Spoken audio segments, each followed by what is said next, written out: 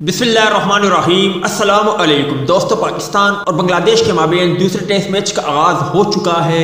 अगर पहले test match की बात करें तो पाकिस्तान क्रिकेट टीम ने पहले टेस्ट मैच में शानदार कामयाबी हासिल की और पाकिस्तान क्रिकेट टीम के ओपनर ने काफी कमाल की बल्लेबाजी की, मगर दूसरे टेस्ट मैच में पाकिस्तानी ओपनर उसी तरह की कारकर्दगी का मुजाहरा ना कर सके। ताहम अब्दुल्ला शफीक का लगाया गया एक चक्का भी सोशल मीडिया पर खूब वायरल हो रहा है और शायकीन क्रिकेटर अब्दुल्ला शफीक के उस चक्के की काफी तारीफें कर रहे हैं। दोस्तों, पाकिस्तान और बांग्लादेश के माबेन दूसरे टेस्ट मैच की बात करें तो पाकिस्तान क्रिकेट टीम की पहली विकेट 59 के स्कोर पर अब्दुल्ला शफीक की गिरी, जबकि दूसरी विकेट 70 के स्कोर पर आबिद अली की गिरी। आबिद अली की बात करें तो उन्होंने 39 रन बनाए। इस दौरान आबिद अली ने 6 चौके लगाए, जबकि अब्दुल्ला शफीक की बात करें तो वो सिर्फ 25 रन बनाकर आउट हुए। अब्दुल्ला शफीक की बात करें तो उन्होंने एक बहुत ही आला किस्म का छक्का लगाया, जिनकी वीडियो भी सोशल मीडिया पर खूब वायरल हो रही है। और शायकीन क्रिकेटर कभी अब्दुल्ला शफीक को बाबर आजम से मुशाबहत दे रहे हैं तो कभी विराट कोहली से।